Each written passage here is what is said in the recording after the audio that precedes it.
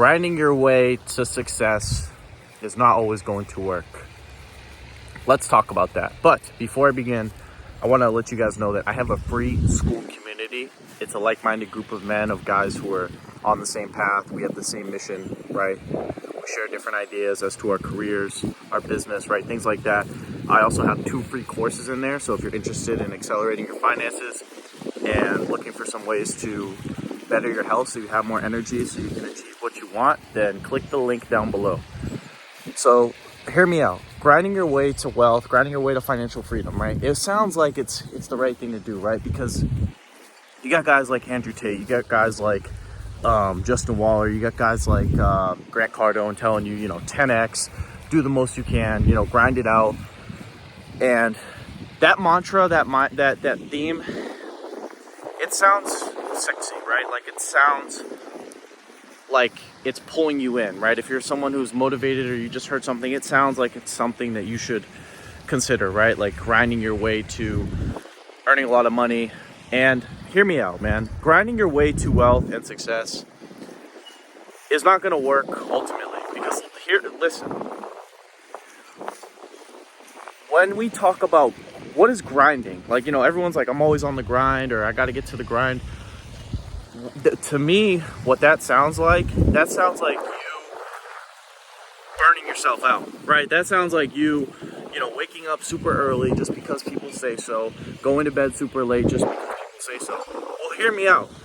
You can do that for a little bit of time, whether that's you doing a whole bunch of shit like going to the gym or working 2 jobs or, studying, going to school, whatever involves grinding to you, right? But listen, man, you're not going to be able to sustain that. That's going to last, right? Maybe a week, maybe 2 weeks. You might be able to really, do these 18-hour long days, right, for a little bit of time. But eventually, you're gonna go back, right? Whether it's months later, to a sustained lifestyle, right? Your body's naturally going to tell you to rest, right? Your body has a limit, right? So, there's a saying, mind over matter, right? And that's true to some degree, right? Like your mind does have supernatural capabilities as it pertains to attracting things to you. But you cannot abuse your body or abuse your mind without giving it the proper recovery that it needs, right? And what I'd really consider is we have to reframe success, right? Because success is often, in its kind of like immature form is like associated with just grinding at it every single day without actually like taking time to reflect, taking time to like re-clarify your vision, take time to,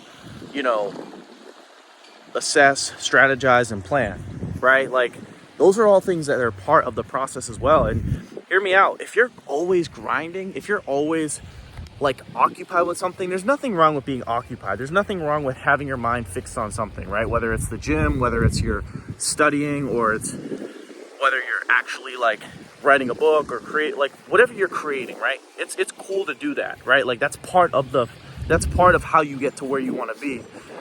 But you also have to take time to reflect, right? Take time to rest, reflect, and let things kind of soak in, right? I think a lot of times we get so, like I said, fixated on just going out there and chasing. And hear me out as well.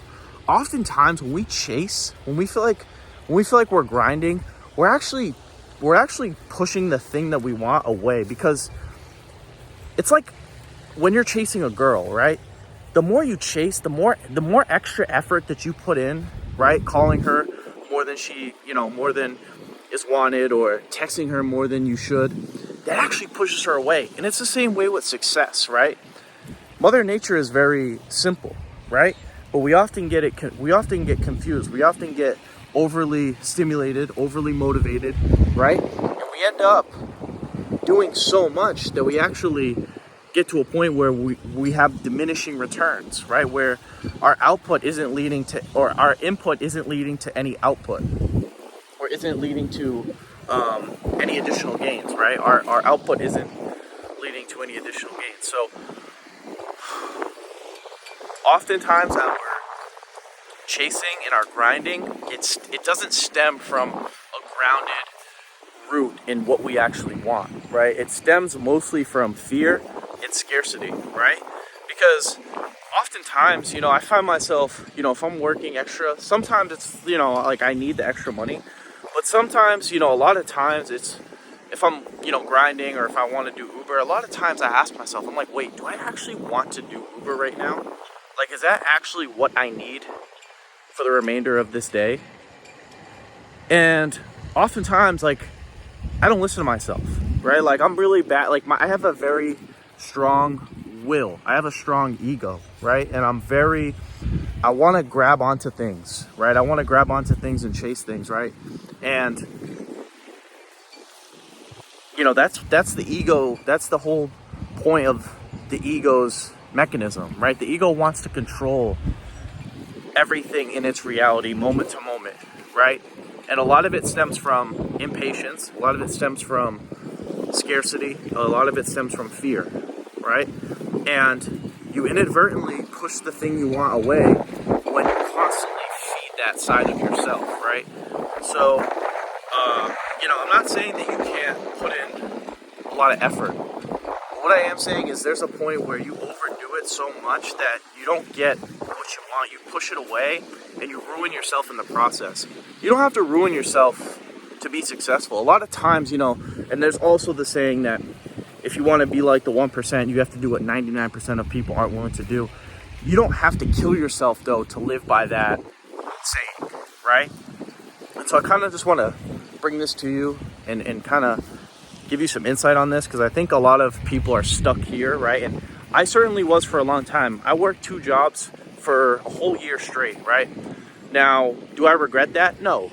But I got to a point where I was like, yo, I'm not doing this anymore. I have so much money built up in my assets, right? And I want to align more with harmony. I want to align more with nature. I want to align more with the flow of things, right?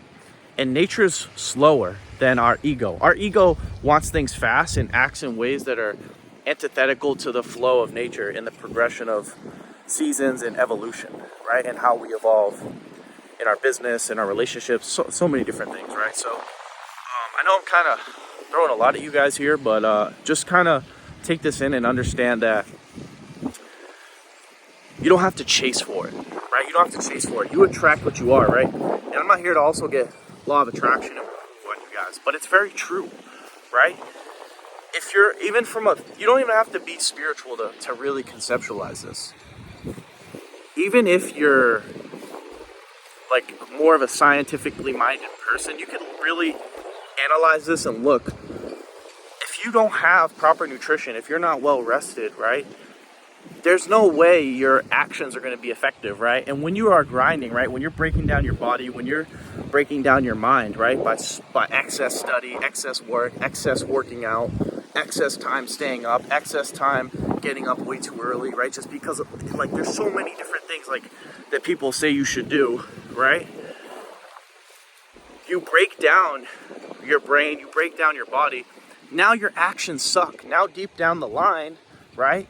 Weeks into you doing this, whatever, because we all go through these cycles of doing this, you start to feel tired, right? And now your actions are weak, right? I've made videos that I know are shit because I'm just tired, but I live by the mantra that, you gotta grind, you gotta do it whether you feel like it or not, right? And again, that only goes so far. What you want, guys, is sustained effort. And you need to pay attention to your rest and recovery periods, right? You need to know when to sit back and just fucking relax, right? And trust me, I'm ADHD. I have a lot of energy as well, too. Like, I'm 24, but I like to do things. I've always wanted things fast, right?